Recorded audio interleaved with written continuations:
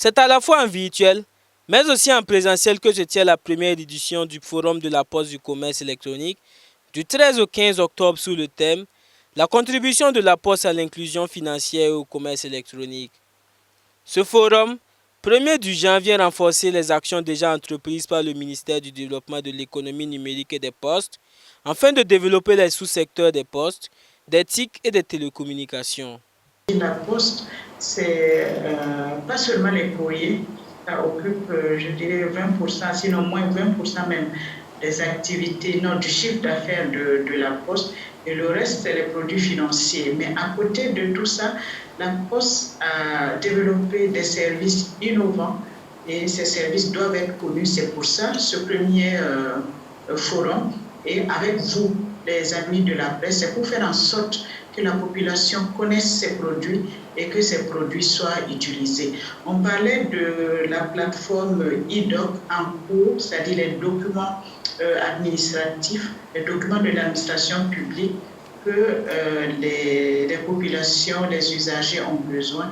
Et donc la Poste se positionne comme un intermédiaire pour collecter les demandes et aussi jouer ce rôle d'intermédiaire auprès de l'administration publique et faire livrer ces documents précieux et importants aux populations. La création d'une banque postale fait partie des innovations prévues par la Poste Burkina Faso pour le bonheur de ses populations. Dans le cadre donc, de l'inclusion financière, le gouvernement a instruit la Poste de réfléchir à la création d'une banque postale qui a vocation à être une banque populaire. À son démarrage, ça va être une banque de type universel, comme les autres banques, mais sa vocation est de s'appuyer sur le réseau de la Poste qui est très étendu pour permettre que les populations, y compris en milieu rural, puissent accéder à des services bancaires. Je vous ai dit tantôt que nous avons 678 000 livrets d'épargne. Donc c'est 678 000 comptes d'épargne, 6 000 comptes CCP. Et l'ensemble donc de tous ces épargnants vont pouvoir s'appuyer sur le réseau de la Poste pour bénéficier de services bancaires. La Poste actuellement collecte l'épargne, mais ne fait pas de crédit.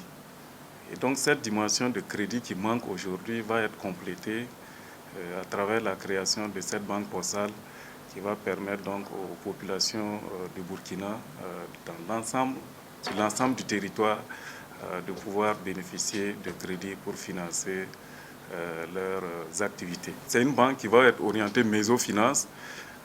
Ça veut dire que c'est le maillon de petites entreprises, de moyennes entreprises qui sont actuellement insuffisamment prises en compte par le système bancaire que la banque postale va prendre en charge.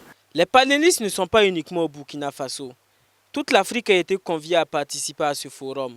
En dehors de Madame la ministre qui est à Bobo-Dioulasso, nous avons également des panélistes qui seront à l'extérieur. Nous avons des panélistes de la Côte d'Ivoire, nous avons des panélistes du Togo, nous avons des panélistes également de la Tunisie, nous avons des panélistes qui vont nous venir également du Maroc.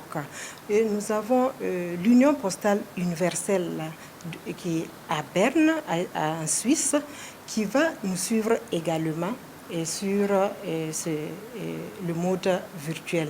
Nous avons l'Union panafricaine des postes en Tanzanie également qui nous suit sur ce panel virtuel. Nous avons invité toute l'Afrique à nous suivre également sur ces panels. Des panels, des expositions et une nuit des récompenses aux acteurs de la Poste sont au programme de cette édition.